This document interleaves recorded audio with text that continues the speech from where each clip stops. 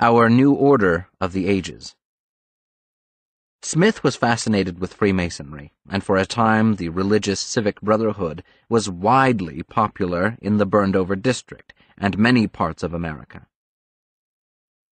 Early American Freemasons held a sense of breaking with an old-world past in which one overarching authority regulated the exchange of religious ideas and sought to position itself as an intermediary between the individual and the spiritual search. Both American and European Freemasons professed ecumenism and religious toleration. In so doing, they may have taken a cue from the so-called Rosicrucian manuscripts that had aroused the imagination of radical Protestant reformers.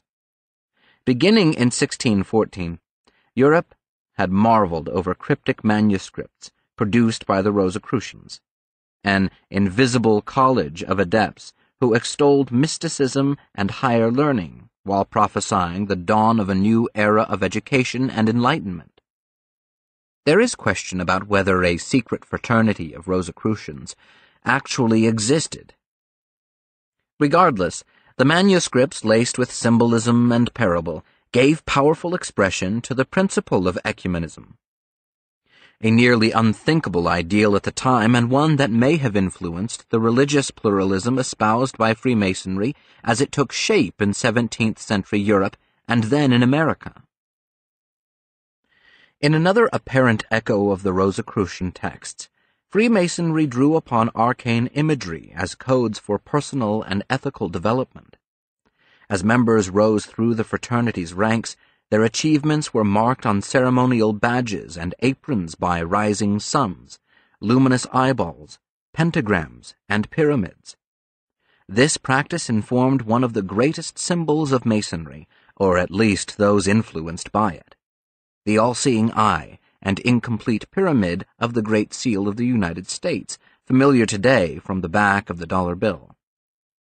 The Great Seal's initial design began, appropriately enough, on July 4, 1776, on an order from the Continental Congress and under the direction of Benjamin Franklin, himself a Mason, Thomas Jefferson, and John Adams. As will later be explored, the Great Seal did not actually appear on the back of the dollar bill until 1935. Until then, the seal was an instrument of official government business, of little familiarity to the general public. In a stroke that would make the arcane image instantly recognizable, the Great Seal was placed there on the initiative of a president and vice president who also happened to be Masons, Franklin Delano Roosevelt and Henry A. Wallace. The Latin maxim that sounds the unfinished pyramid, annuit coptis novus ordo seclorum, can be roughly, if poetically, translated as, God smiles on our new order of the ages. It is Masonic philosophy to the core. The pyramid, or worldly achievement, is incomplete without the blessing of Providence.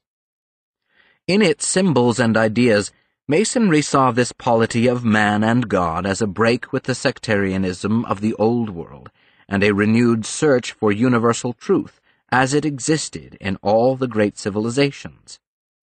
Renaissance occultists had viewed ancient Egypt as the source of a primal, ageless wisdom transcending nation or dogma. The eye and pyramid of the Great Seal expressed a tantalizingly similar ideal. In the laboratory of religious experimentation that was the burned-over district, Freemasonry, this cryptic religious order with liberal values, should have enjoyed a long and fruitful influence. But there, the secretive brotherhood ran into a scandal that nearly threatened its existence in America. It began in the mid-1820s, sparked by a violent episode that played out not far from Joseph Smith's home, and would leave its mark on Smith's life and death. The Widow's Son. In 1826, a disgruntled Mason living in Batavia, New York, William Morgan, threatened to expose Masonry's secret rites in a manuscript he was readying for publication. Morgan soon suffered a variety of persecutions, ranging from his arrest on specious charges to an attempted arson at the print shop that held his manuscript. He was eventually kidnapped and never seen again, possibly murdered at the hands of Masonic zealots. Residents of the burned-over district certainly believed as much. The presumed homicide and the dead-end legal investigation that followed raised suspicion about Masonry's influence on law enforcement and the courts. The episode let loose a torrent of anti-Masonic feeling, first in the burned-over district and soon throughout America, stoked by a general mood of discontent over corruption in high places. In time, 52 anti-Masonic newspapers sprang up in the nation, and dozens of anti-Masonic representatives were sent to state legislatures. While the waters soon calmed, Freemasonry would never again command the same level of prestige in American life. But the Brotherhood's influence spread in unexpected ways. The victim, William Morgan, left behind an attractive widow, Lucinda. She eventually met a new husband, George Harris, with whom she traveled west as part of a dawning religious order, Mormonism. But Lucinda was fated to be more than an ordinary convert. Around 1836, the blonde, blue-eyed ex-New Yorker, though since remarried, became one of many spiritual wives of the prophet himself, Joseph Smith. Smith had lived about 50 miles east of the Morgans in Palmyra, but it is unlikely he and Lucinda met until Mormonism began its westward trek. As a younger man, Smith was initially swept up in the burned-over district's wave of anti-Masonry, but an older Smith became an enthusiast of the secret society that had once widowed his new bride.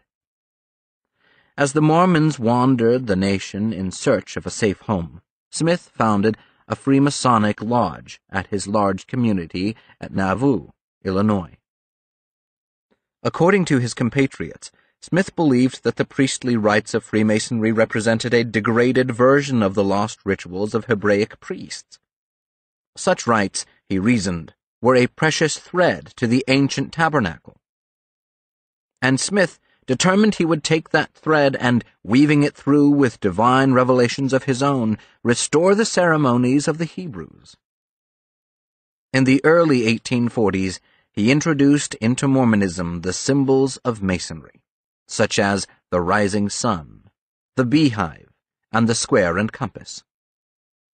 Using adapted Freemasonic rites, which included ritually bathing neophytes, clothing them in temple garments, and giving them new spiritual names and instruction in secret hand grips and passwords, Smith conducted initiation ceremonies in a makeshift temple over his Nauvoo store. Smith also studied Hebrew and possibly elements of Kabbalah with a French Jewish scholar and Mormon convert named Alexander Nibar. It was a period of tremendous innovation within the nascent movement. But it reached a sudden end. In 1844, Smith turned himself over to authorities at Carthage, Illinois, where he sat in a jail cell to await trial on charges arising from the destruction of an opposition newspaper at Nauvoo. Smith had directly sanctioned the burning and sacking of a critical news sheet. Though his act was indefensible, it served merely as an excuse for the state government to finally get its hands on the religious leader. Illinois' frontier towns were increasingly fearful and suspicious of the Mormon newcomers, who maintained their own militia and formed a political power bloc in the state. While the prophet and his closest colleagues waited in the second floor of the two-story jailhouse in Carthage, they found themselves without the protection that the state's governor had promised. The days turned tense as armed bands circled the area. During the early evening of June 27, a mob including state militiamen with soot-disguised faces, who were supposed to be protecting Smith, stormed the jail. Before diving from a window in a vain attempt at escape, Smith was reported by witnesses to issue the Masonic distress signal, lifting his arms in the symbol of the square and beginning to shout out, "O Lord my God, is there no help for the widow's son?" Musket balls tore through his falling body. On his corpse, descendants claimed, appeared his old protective amulet marked with the astrological symbol of Jupiter, now just a cold piece of silver. At 38, the most famous son of the burned-over district was dead, a man driven by the strange alliances and esoteric philosophies that seemed to grow from the very soil of his upstate New York home. Paradise Found. The people of the burned-over district believed in the redemptive power of ideas, whether political or spiritual. Rare was the person with a foothold in a mystical sect who didn't also have one in a social sect, and vice versa. For many, the two worlds naturally blended. The area hosted some of the New World's earliest utopian religious communities, including the nation's most long-lived and economically successful commune at Oneida. From about 1848 to 1880, under the leadership of John Humphrey Noyes, the Oneidans thrived in the manufacture of animal traps, cutlery, and other high-quality goods, while experimenting with sexual liberation, biblical communism, and attempts at human perfectionism. By the mid-19th century, the burned-over district housed about 20 villages or active societies based on agrarian socialist ideas. Most were short-lived. A dizzying range of reformist civic and spiritual movements shared members and melted into one another in the burned-over district. Suffragism, temperance, and abolitionism each had deep footholds in its terrain. Through the flow of people and ideas heading west from New England, the region spread transcendentalism, or Yankee mysticism, whose influence will be explored. It hosted some of the earliest American branches of Freemasonry and anti-Masonry, and it eventually gave birth to one of the strangest and most influential of American religious innovations, spiritualism. Spiritualism shared a common trait with the utopian movements of the area. Spiritualists harbored the Yankee attitude that religion rested not just on faith, but on proof. Like William Miller poring through Scripture to pinpoint the date of Armageddon, spiritualists found tantalizing facts to back up their belief in the physical reality of the afterworld. Spirit raps, table tilting, and communication through mediums. In a similar vein, the utopians maintained that they, too, were simply following a process of logic, in their case, the cause and effect of better styles of living, making for better men and women. In the burned-over district, mystics and radicals felt a shared stake in the prophecy of progress. They believed that spiritual and social forces, if properly discovered and used, could remake a person, inside and out. And a prophet was about to enter their midst who would herald the dawning of the spiritualist movement and unify the reformist and religious passions that traveled the psychic highway. As Miller was foretelling the dawn of a glorious new world, as Noyes was forecasting an earthly utopia, as Smith was spreading a New Testament, further downstate in the Hudson Valley region, a 17-year-old half-educated cobbler's apprentice experienced cosmic visions of his own as he ambled across moonlit fields and meadows.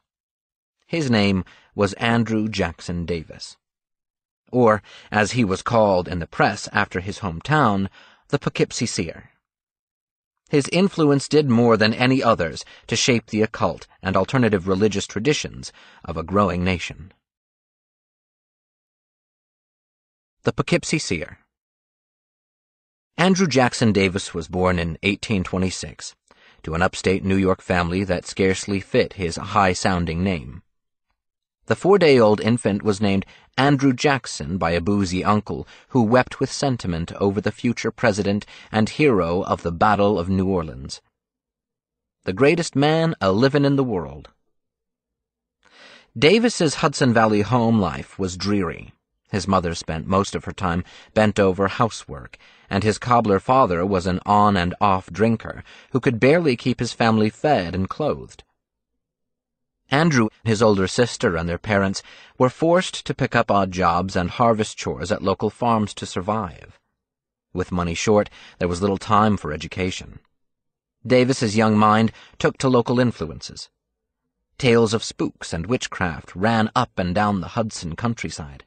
Neighbors showed a sharp interest in strange signs and omens. And Davis's mother, a dignified and honest woman in the face of both near poverty and physical frailty, told of prophetic dreams and visions. But Davis was no superstitious yokel. As though possessed of some finer instinct of the mind, he chafed against the hellfire and fury ramblings of the itinerant ministers who crisscrossed the burned-over district and Hudson Valley. He took careful notice that some of the most outwardly pious men neglected their debts at the country store where he clerked. His neighbors often felt sheepish and tongue-tied before well-practiced preachers who seized upon unsuspecting sinners on local lanes and at store counters, commanding them to repent or face hellfire. But Davis would argue back. "I ain't afraid to meet my God," he once told a local firebrand, sending the pastor into spasms of indignation. "Be calm," an inner voice reassured Davis. "The pastor is wrong. You shall see." When the Davis family moved to the growing town of Poughkeepsie in 1839, things began to look up, at least a little. The family was able to enroll its 14-year-old son in an inexpensive experimental Quaker school. It was inexpensive because there were no teachers to pay. Founder Joseph Lancaster's experiment was to have its children teach one another. Soon Davis was placed in charge of his own class, which he recalled in his memoirs as a miscellaneous band composed of about 20 snarly-haired, bad-odored, dirty-faced, ragged-dressed, comic-acting, squinting, lisping, broad-mouthed, linkum slyly, and yet somewhat promising urchins. By age 16, Davis was apprenticed to a shoemaker, presumably set to follow in his father's career path. The boy's new employer considered him kindly and honest, though he wrote in a letter that the lad's learning barely amounted to a knowledge of reading, writing, and the rudiments of arithmetic. Nonetheless, if Andrew could avoid his father's attachment to liquor, life seemed to promise him a stable, if humdrum, existence. But humdrum was the last thing in store for the polite young man. News of a strange practice had begun spreading through the Hudson Valley, one by which men could be induced into a half-conscious condition called a trance. Teachers from Europe had begun carrying it to America, laying the events for a wildly unexpected turn in Davis's life. Mesmer's children. Like many things American, this one began in Paris. In 1778, a Viennese physician and lawyer named Franz Anton Mesmer arrived in the French capital with a controversial and exotic method of healing. Mesmer theorized that unseen ethereal matter, what he termed animal magnetism, animated all of life. Mesmer enthralled members of Europe's aristocracy with a method of entrancement through which he purported to manipulate this substance and cure ailments. News of his practice began to reach the New World. In a letter to his friend and fellow Freemason George Washington, the Marquis de Lafayette wrote from Paris on May 14, 1784, "A German doctor called Mesmer, having made the greatest discovery upon magnetism animal, he has instructed scholars, among whom your humble servant is called one of the most enthusiastic. I know as much as any conjurer ever did. And before I go, I will get leave to let you into the secret of Mesmer, which, you may depend upon, is a grand philosophical discovery." On a visit to America that summer, the French Revolutionary War hero not only discussed the inner workings of mesmerism with Washington, but gave Washington a personal letter from the magnetic healer. Washington replied to Mesmer with polite caution on November 25, 1784. explaining that the Marquis had described his theories, and if the powers of magnetism should prove as extensively beneficial as it is said it will, must be fortunate indeed for mankind, and redound very highly to the honor of that genius to whom it owes its birth. The Marquis continued his explorations in America that fall, walking 10 miles on foot from Albany to the Shaker colony at Niskayuna, several weeks after Mother Ann Lee's death. He hoped to inquire firsthand whether the Shaker trances had anything in common with mesmerism.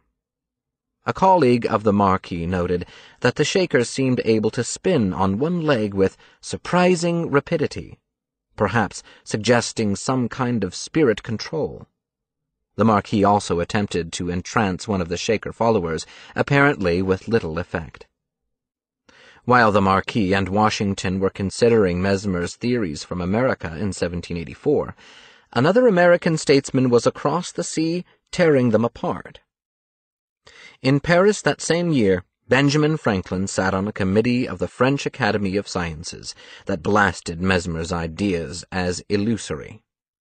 The highly anticipated report, commissioned by Louis XVI, turned French public opinion against the once highly feted Mesmer, and he was soon run out of Paris.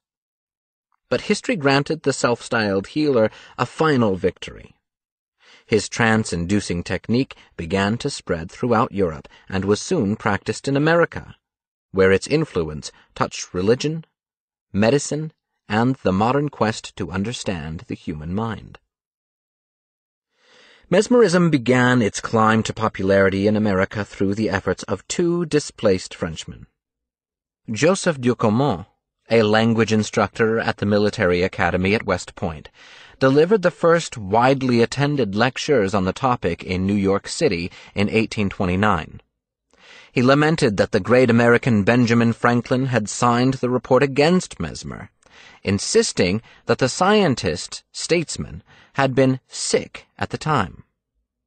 The practice began to spread in earnest through another lecturer, Charles Poyen, who had received magnetic treatments for anxiety and digestive problems as a medical student at the French Academy. While visiting his family's plantations in the French West Indies, Poyen discovered that both whites and African slaves were equally susceptible to mesmeric trances. This formed in him a deep belief in commonality among the races and an aversion to slavery. Disgusted with living in a slave-based society, the 19-year-old Poyen journeyed to New England in late 1834, soon taking up residence in Lowell, Massachusetts. He became involved in abolitionist circles and scraped together a living by giving French lessons to the daughters of local mill owners. The topic of mesmerism struck a deep chord with Lowell's mayor, a Brown-educated medical doctor. With the mayor's encouragement, Poyen began delivering lectures on the practice. He proved a poor stage presence. Poyen's appearance was boyish, his English was halting, and half of his face was covered by a dark red birthmark. Despite mixed reactions in the press and among audiences, Poyen's stage demonstrations planted a seed. By the end of the decade, a coterie of self-taught mesmerists was traveling New England and the burned-over district, like so many circuit-riding preachers. While practitioners used different methods, a stage mesmerist would typically begin by gently waving his hands around the head and face of the subject, bidding him to release his conscious thoughts and drift into a more relaxed state. It was believed that once a subject was enthralled, the mesmerist could manipulate the subject's life substance, or animal magnetism, by exercising uncanny powers to heal him of physical ailments, order him about, or even command him to speak in unknown foreign tongues. In the most popular displays, a subject might awaken to the laughter of friends who said he'd barked like a dog or obeyed commands to make love to a broomstick. More seriously, a mesmerist might, in a forerunner to hypnotism, suggest to a subject that a certain pain or ailment was relieved. And many did report healings in this way. A New Light. When a traveling mesmerist rode through Poughkeepsie in 1843, Andrew Jackson Davis at first could not be entranced. But Davis good-naturedly agreed to the experiment again with a local tailor who had begun practicing mesmerism. With his new magnetizer, the youth discovered that he was actually an easy subject, someone who could enter a trance quickly and deeply. At first, Davis was terrified by the loss of bodily control and the feeling of falling through space. But soon, like many subjects, he found that the trance experience aroused pleasure and even ecstasy. As the hands of his tailor mesmerist made their passes over him, Davis recalled a warm, shimmering sensation throughout his body.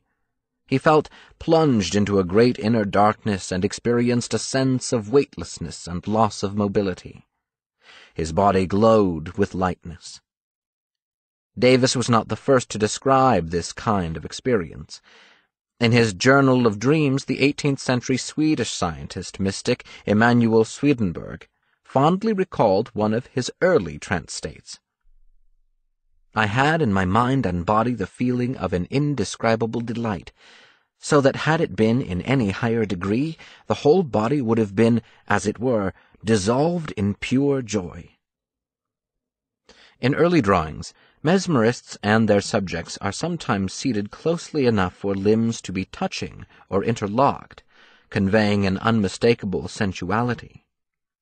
Indeed, the French report that rebutted Mesmer in 1784 included a confidential rider intended for the eyes of Louis XVI alone, warning of the sexual undertones to mesmerism and the possible liberties taken under its effects. For Davis and Swedenborg, as for many others, however, the experience did not end at physical sensation. After his feeling of dissolution, Davis discovered that his mental acuteness remained intact and seemed to expand into higher realms. He had an inner vision of standing on a pitch-dark shore with waves crashing about him. He remained still, but with a sense of brilliant alertness, as though poised to receive some great message. "Ain't this exceedingly strange?" he marveled to himself. On one chilly, fitful, disagreeable winter night in 1844, Davis found that after a particularly deep mesmeric session, he had trouble returning to ordinary consciousness. He stumbled back to the room where he was staying, at the home of his tailor trance master. Davis dropped onto his bed and immediately fell asleep. Later, he awoke at the beckoning of a voice outside that sounded like his recently deceased mother. He ran outdoors and on the road beheld a vision. It was a flock of unruly sheep being led by an overcome shepherd. The shepherd seemed to need his help. At this point, Davis embarked on a kind of vision quest, or what he called a psychical flight through space, traveling in either mind or body, and possibly both, as he vanished until the next day, over the wintry New York terrain. He said he traversed west across the frozen Hudson River, scaled steep hills in the Catskills, slept on a pile of tree branches resembling an altar, and beheld incredible visions of nature. Mountains caked with snow and ice, dark forbidding valleys, a thunder and lightning torrent of rain. He eventually found his way to a fenced graveyard, where he encountered the spirits of Galen, the legendary Greek physician, and none other than Emanuel Swedenborg himself. "By thee will a new light appear," the Swedish scientist and seer told him. Davis returned to the tailor's home the next day, shaken but possessed of a sense of mission. The bearded youngster no longer seemed an apprentice cobbler ready to perform stage tricks. "No more time upon wander-seekers," he insisted. Instead, Davis began delivering lectures on religious or metaphysical topics while in a trance or magnetized state. His ideas, he claimed, came from higher regions that he could visit in his psychical flights. Davis determined that he would dictate an entire book this way. It would be the vehicle for the new light Swedenborg told him to deliver to humanity. The seer emerges. In 1845, the 19-year-old Davis decided to leave his tailor friend and his hometown. Accompanied by two new collaborators, a doctor of botanic remedies from Bridgeport, Connecticut, and a Universalist minister from New Haven, the Poughkeepsie seer moved to Manhattan. From a series of low-rent downtown apartments, Davis entered a trance day after day for months. He dictated visions of other planets, heaven, angels, afterlife realms, and the spiritual mechanics of the entire universe, all recorded by his minister friend for the pages of a massively swelling book. The trance sittings were open to witnesses, one of whom was a pallid, no-nonsense journalist named Edgar Allan Poe. While Davis was living on Vesey Street, in Manhattan's financial district, Poe sojourned from his Greenwich Village apartment to make a survey of the seer's work. Poe was fascinated by mesmerism, placing it at the center of some of his most famous stories, including The Facts in the Case of Monsieur Valdemar, a tale completed in New York that same year. Poe's story involves the sickly Valdemar who agrees to be suspended in a mesmeric trance at the moment of his death. For 7 months, the trance master, called P. keeps Valdemar's consciousness or magnetic fluid separated from the man's physical form, suspending him in a state of semi-life. The body can move only the swollen and blackened tongue in its open mouth, from which issues a horrifying, hollow voice that begs the mesmerist to set him free. When P. finally releases Valdemar from the trance, the body, within the space of a single minute or less, shrunk, crumbled, absolutely rotted away beneath my hands. Upon the bed, before the whole company, there lay a nearly liquid mass of loathsome, of detestable putrescence. It was one of Poe's most widely read tales. Never explicitly billed as fiction and written like a medical case study, the story was initially taken as literal reportage by some in the United States and Britain. The Sunday Times of London reprinted it without comment in January of 1846, under the banner Mesmerism in America, Astounding and Horrifying Narrative. Whatever the author's intent, The Facts in the Case of Monsieur Valdemar served to popularize and lend credibility to the mysterious art. Whether Poe was equally fascinated with the facts in the case of Andrew Jackson Davis was another matter. The one public reference Poe made to the young medium was a brusque aside in Graham's magazine in 1849. There surely cannot be more things in heaven and earth than are dreamt of, O Andrew Jackson Davis, in your philosophy. In one of Poe's last short stories, Melonta Tauta, he opened with an obviously satirical letter that parodied Davis's name and called the story A Translation by my friend Martin Van Buren Mavis, sometimes called the Poughkeepsie seer.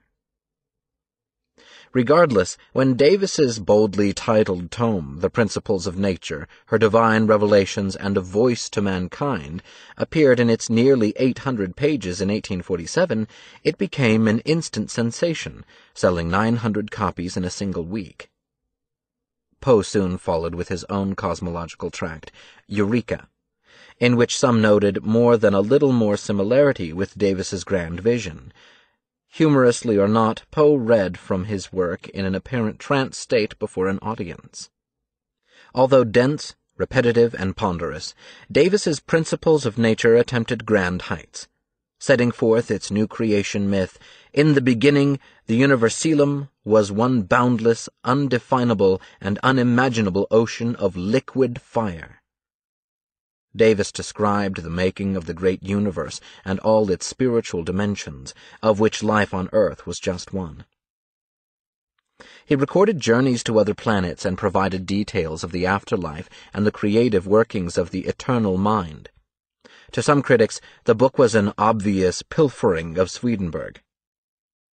Indeed, some of Davis's passages, such as his flights through the planets and discourses on the extraterrestrial beings of Saturn and Jupiter, are direct echoes of the Swedish mystic, who produced his own massive treatises on interplanetary dimensions and higher realms before he died in 1772.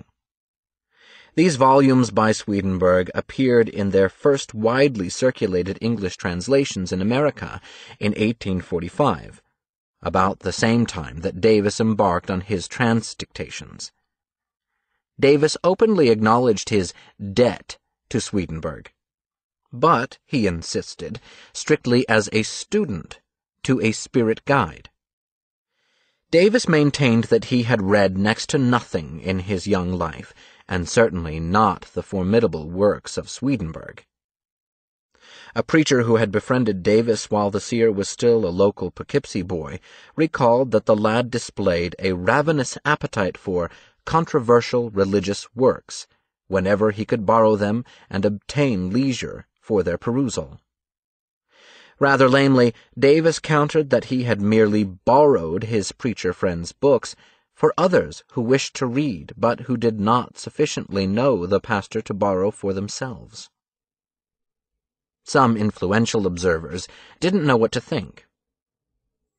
A prominent Davis supporter named George Bush, a professor of Hebrew at New York University, and a first cousin 5 times removed to President George W. Bush, told the New York Tribune, "I can solemnly affirm that I have heard him correctly quote the Hebrew language in his lectures, and display a knowledge of geology which would have been astonishing in a person of his age, even if he had devoted years to the study." The Church of the New Jerusalem, the ecclesiastical body founded in North America on the principles of Swedenborg, kept its distance from the controversial medium. Indeed, the Swedenborgian Church already had its own American icon. He was a curator of apple nurseries from Ohio named John Chapman, or, as the world would come to know him by legend, Johnny Appleseed. According to the 1817 minutes of a Swedenborgian Society meeting in Manchester, England, "There is in the western country a very extraordinary missionary of the New Jerusalem. A man has appeared who seems to be almost independent of corporeal wants and sufferings. He goes barefooted, can sleep anywhere, in-house or out of house, and live upon the coarsest and most scanty fare. He has actually thawed ice with his bare feet. He procures what books he can of the new Church Swedenborg, travels into the remote settlements, and lends them wherever he can find readers, and sometimes divides a book into 2 or 3 parts for more extensive distribution and usefulness. This man for years past has been in the employment of bringing into cultivation in numberless places in the wilderness small patches, 2 or 3 acres, of ground, and then sowing apple seeds and rearing nurseries." By the time of John Chapman's death in 1845 and the advent of Davis's fame, the Church of the New Jerusalem was on a quest for acceptance and respectability. The last thing it needed was the backcountry mystic Davis claiming to be the protege of its ghostly founder, and quite possibly lifting ideas from the theologian's texts. Johnny Appleseed was apostle enough for the Swedenborgians. Davis's controversial reputation served only to fuel public interest. He would never again dictate a book in a trance state, but, in an unusual feat for a cobbler's apprentice, he began writing his own cosmic treatises, which would number more than 30 by the time he died in 1910. They continued to be based on his psychical visions, now freely entered.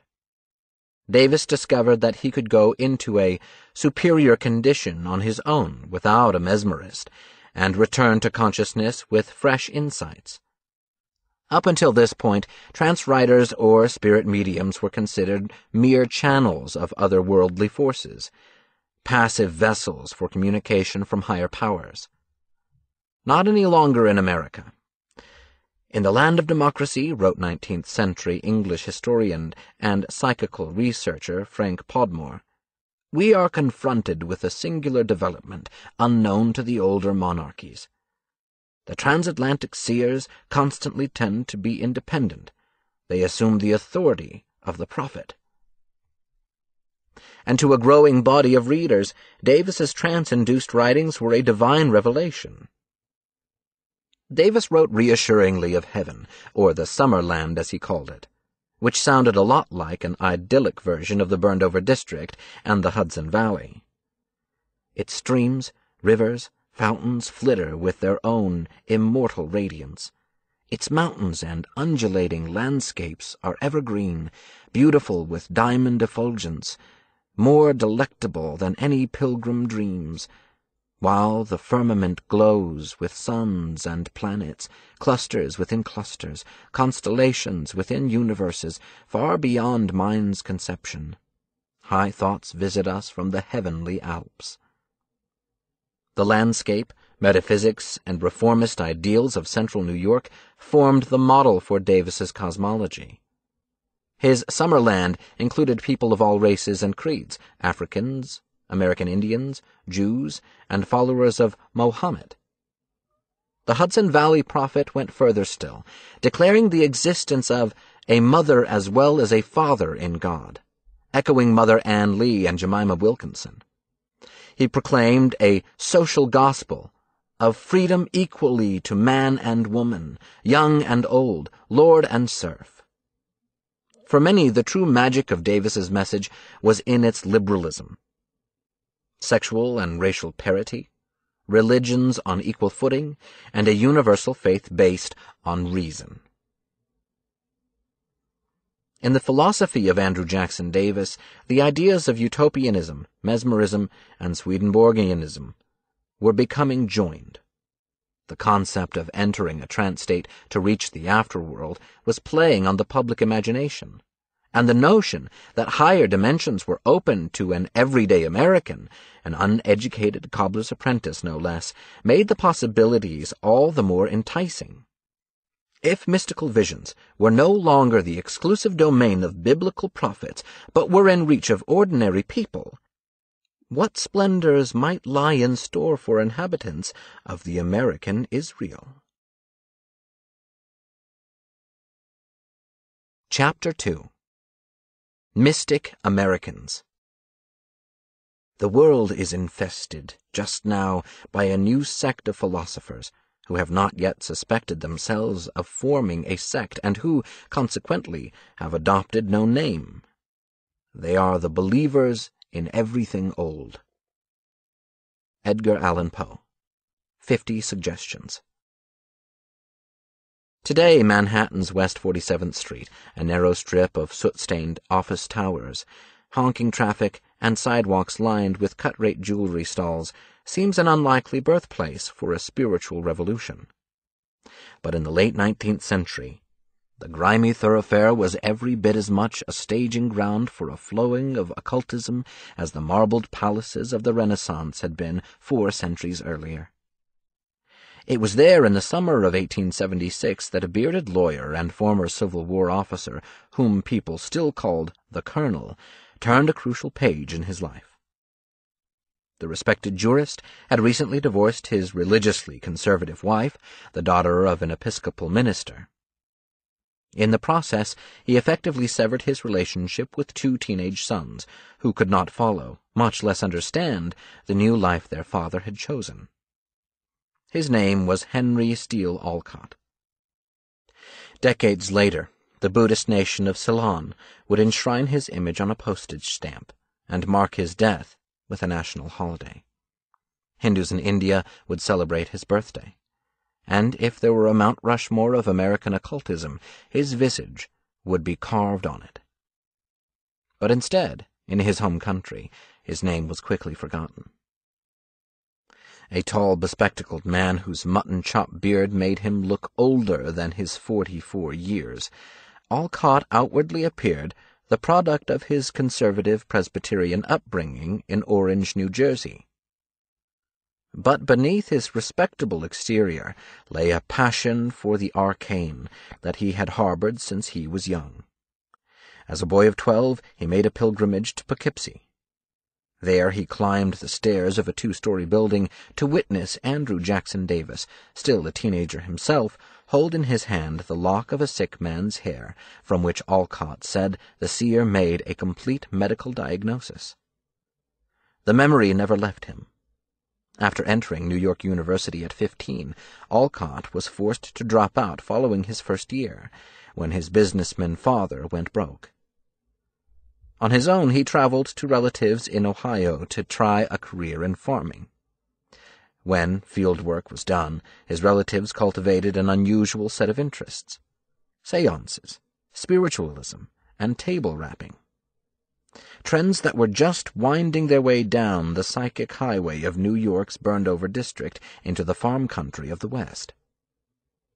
The fields of Ohio were not enough for Alcott's ambitions. Within a few years, he returned home to work at an agricultural school in Newark, New Jersey. A relative soon left him an inheritance which he used to open a research farm near Mount Vernon, New York. And here the winds of fate lifted him. The young agriculturalist had developed expertise in a strain of Chinese sugarcane that seemed promisingly adaptable to the climes of the American North. As the threat of war loomed over the Mason-Dixon line, Northerners grew anxious to loosen their dependence on the South's sugar crop. Not yet 25, Alcott wrote a widely read monograph in 1857 on the benefits of his imported cane called sorgo, which Americans still consume as a sweetener today. In a short time, Alcott went from being an ex-collegiate Ohio farm boy who dabbled in seances to a wunderkind of scientific agriculture, his advice sought by state legislatures and even foreign governments. When the Civil War broke out, Alcott's reputation took yet another turn. Originally commissioned as a signals officer, the still young man displayed a talent for research, numbers, and money trails. He was placed in charge of a team of auditors and detectives to investigate fraud and forgery among military contractors, and was promoted to staff colonel to lend weight to his investigations. Exposing a racket of fake provision sales, Alcott saved the Union Army enough money for Secretary of War Edwin M. Stanton to write him that his efforts were as important to the government as the winning of a battle. His reputation as an investigator grew. When Lincoln was assassinated in 1865, Alcott volunteered his services. Stanton telegraphed him in New York to come to Washington at once and bring your force of detectives with you. During the 12 days that John Wilkes Booth remained a fugitive, Alcott and his investigators made the first arrests and interrogations of suspected co-conspirators. Rich in government contacts, following the war, Alcott studied for the bar and opened a legal practice in New York City.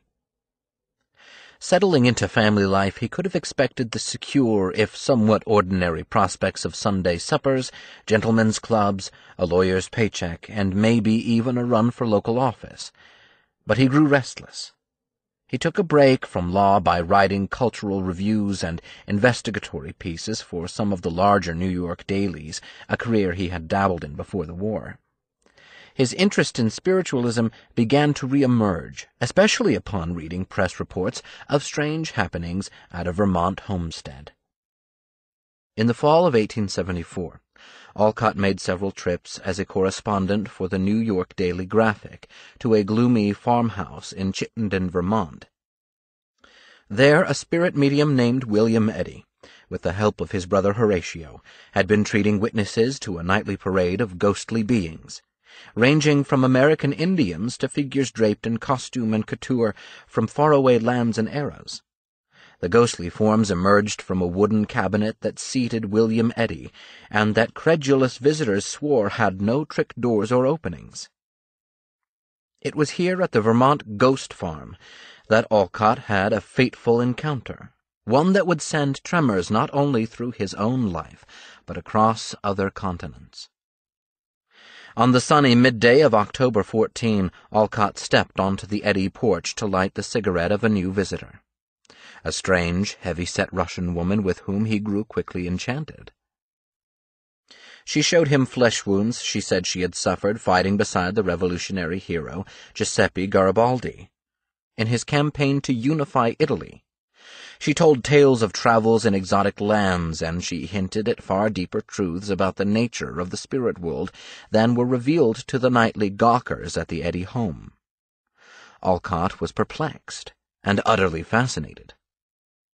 The college dropout in him seemed somewhat awed by the arrival of a Russian lady of distinguished birth and rare educational and natural endowments.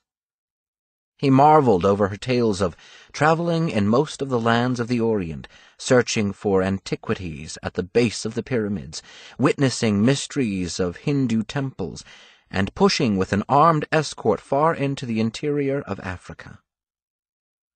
His growing and soon very intense friendship with this mysterious lady led him on a late summer's day in 1876 to the bustling corner of Manhattan's West 47th Street and 8th Avenue.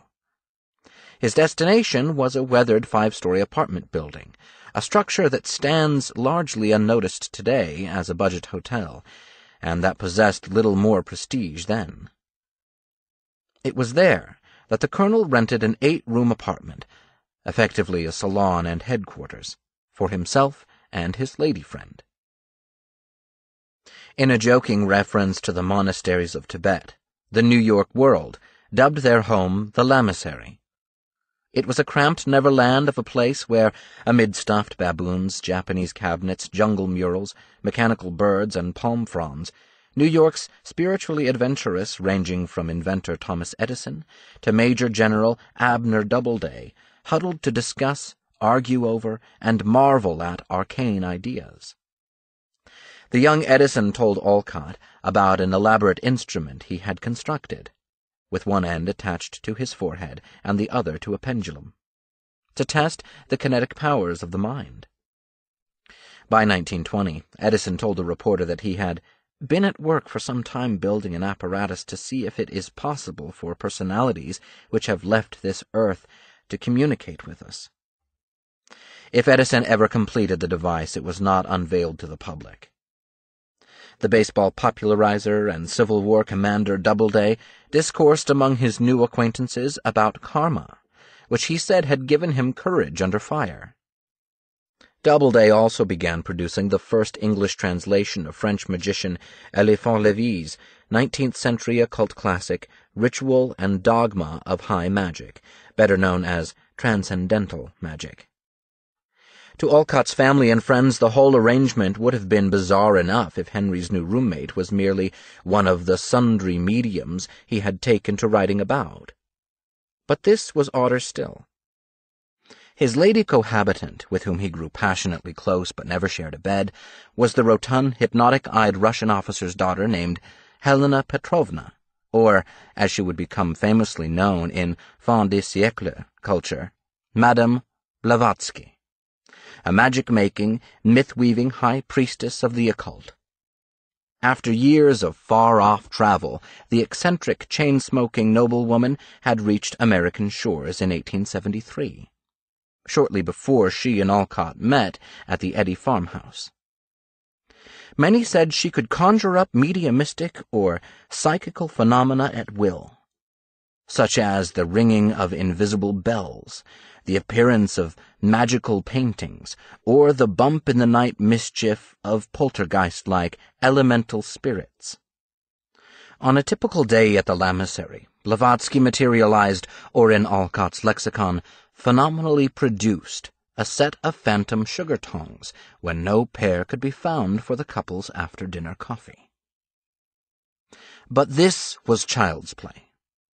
Blavatsky said she was dispatched to America by a secret order of religious masters, Mahatmas, or the Great White Brothers, she would later call them. She didn't mean white in any racial sense, but in a sense of inner purity. Her mission was to expose the limits and fallacies of spiritualism and point the way to higher truths. While she admired the cosmic visions of Andrew Jackson Davis, Blavatsky hinted at secret teachings that the Poughkeepsie seer and the trance mediums who trailed after him could only begin to guess. Soon after they met, Alcott began to receive peculiar gold-inked letters from some of Blavatsky's Eastern masters, or Mahatmas, signed with pyramid-like cryptograms, or the name Tuitit Bey, Observatory of Luxor. Alcott later claimed that one of the turbaned masters materialized before him in their West Side apartment. Addressing Alcott as Brother Neophyte, one of the Mahatma letters directed him to stay at Blavatsky's side and not let one day pass away without seeing her. He listened, and the two worked together days into nights. They collaborated on Blavatsky's Epic in the Making, Isis Unveiled, a dense, sprawling, and ultimately extraordinary panoply of occult subjects. Blavatsky told of a hidden doctrine that united all the world's ancient religions and cosmic laws, but that was unknown to materialist science and modern religion. Most fatefully, she and Alcott transformed their salon of fellow seekers into a nascent organization dedicated to rediscovering theosophia, or divine wisdom. It was called the Theosophical Society. It was not a religion itself, but rather aimed to plumb the inner depths of religion, to promote religious universality, and, in a goal that would become increasingly important as time passed, to encourage and defend the Eastern faiths, especially Buddhism and Hinduism, from being chipped away by missionaries and colonialism. In the typically blunt fashion that made her a favorite of the New York press, Madame Blavatsky publicly declared, "The Theosophical Society means, if it cannot rescue Christians from modern Christianity, at least to aid in saving the heathen from its influence." The New York Sun, never wearying of the Russian madam, dubbed her the famous heathen of 8th Avenue. The Journey East.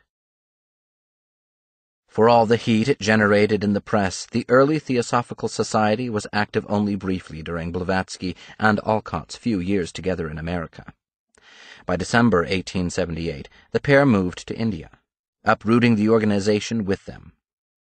Their mission to rescue the religions of the East from the Goliath of colonialism, Alcott and Blavatsky reasoned, would be best engaged on the soil from which those traditions sprang. For Blavatsky and Alcott, America had already served its purpose.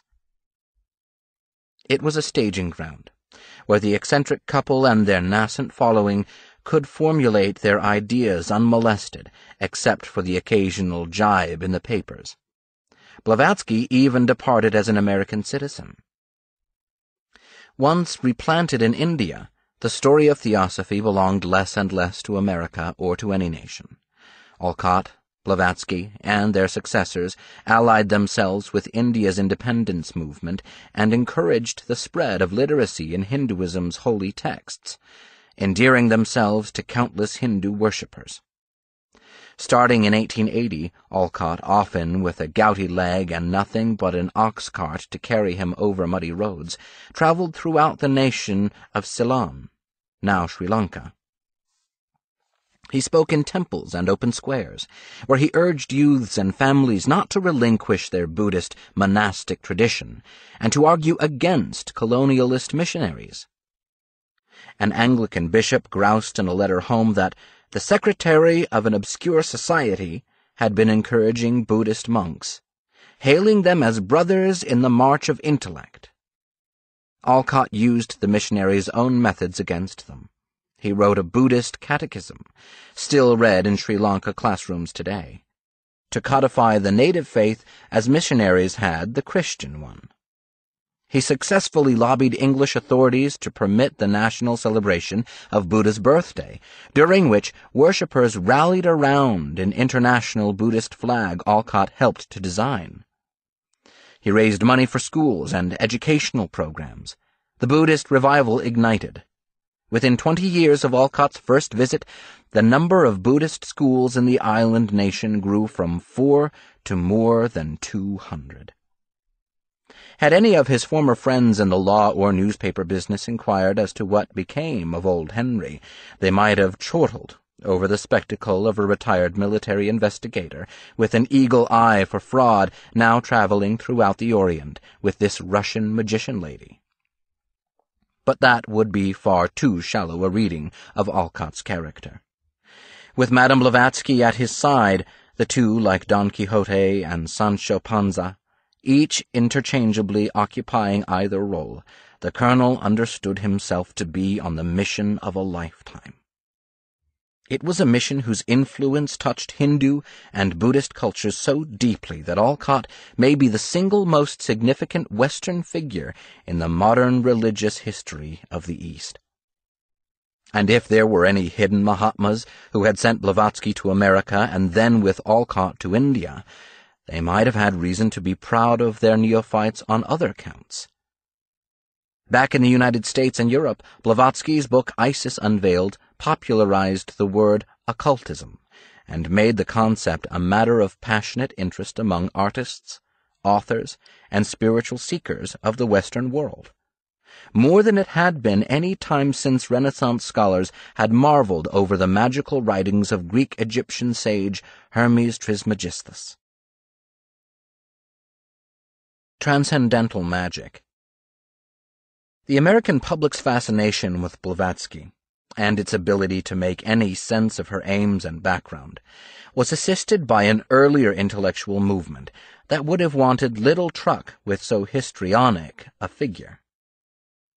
New England Transcendentalism. The ideas and interests of Ralph Waldo Emerson, Henry David Thoreau, Bronson Alcott, and the venerable Yankee mystics played a decided role in introducing magical philosophies into American thought. In 1851, the Boston-based transcendentalist writer and teacher Alcott made the mythical Hermes Trismegistus the opening subject in a program of literary salons. Few persons to hear and discuss Hermes in consequence of the rain, Alcott remarked in his journals. But we had a very good time of it.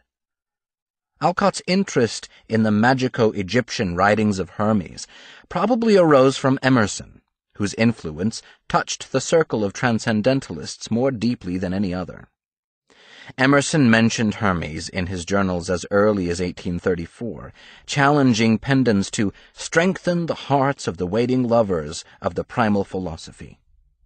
He admiringly quoted the 17th-century philosopher Sir Thomas Browne, who, chin out, declared, "The severe schools shall never laugh me out of the philosophy of Hermes, that this visible world is but a picture of the invisible wherein."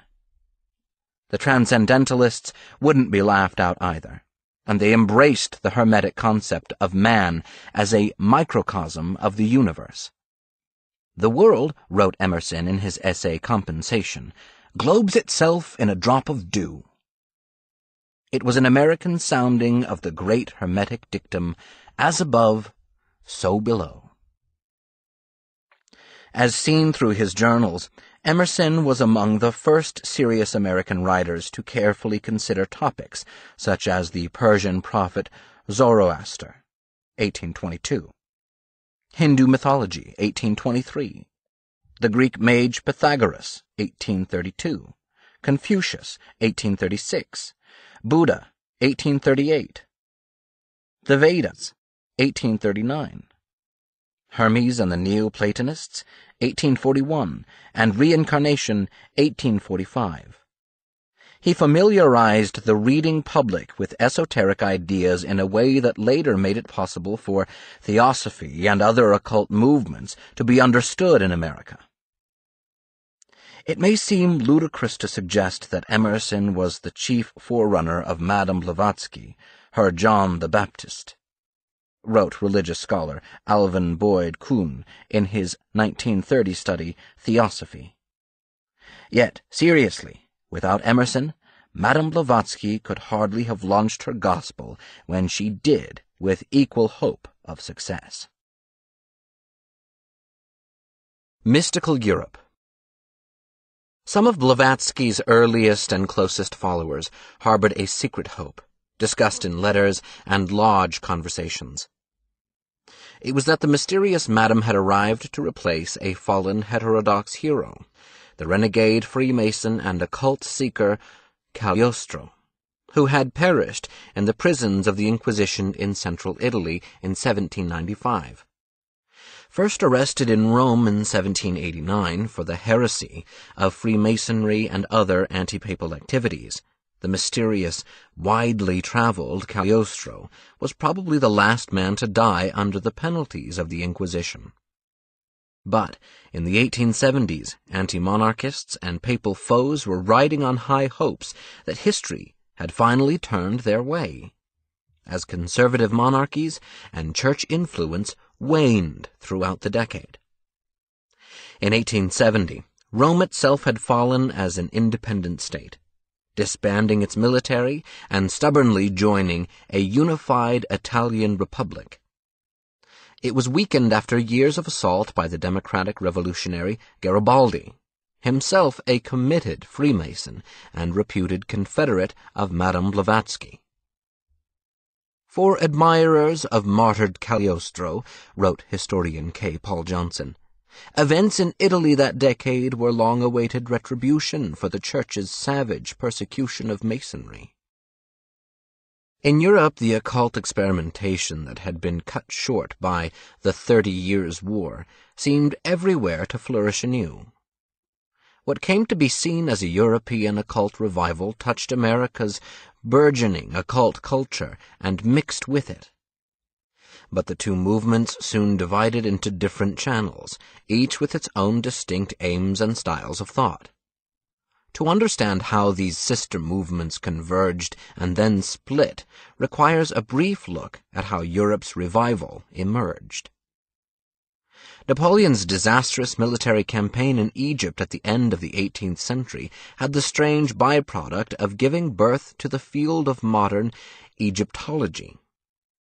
The would-be conqueror brought with him an army of sketch artists, naturalists, and scribes, whose findings ignited a renewed fascination with the symbols and monuments of the lost civilization.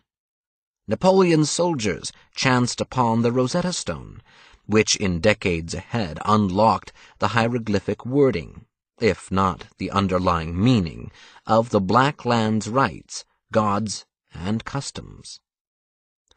In France, a highly speculative and widely influential interpretation of the tarot cards, which had appeared with little obvious antecedent in early 15th century Italy, identified ancient Egypt as the source of their beguiling imagery.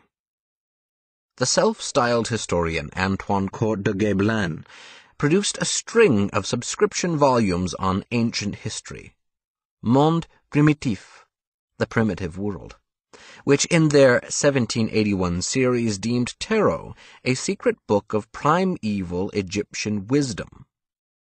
Closely following de Guesblanc was an antiquary and fortune-teller, who went by the single name Attila, the not terribly imaginative backward spelling of the surname of Jean-Baptiste Aliette.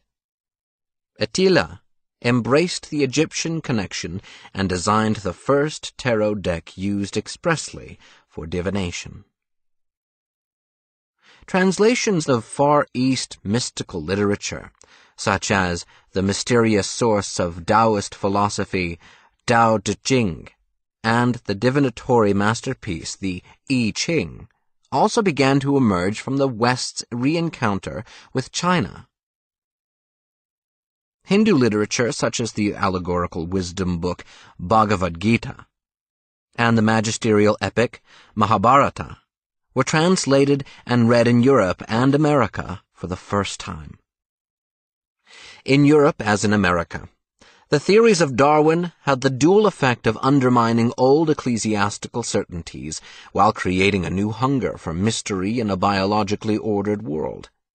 And there existed perhaps a troublesome sense that Europe's material progress and scientific reason had failed to resolve the inner and outer perplexities of life, particularly as the squalor of industrialization and the bleakness of William Blake's dark satanic mills became increasingly evident. For avant-garde artists and intellectuals who had lost faith in old-line religion, a new light began to shine.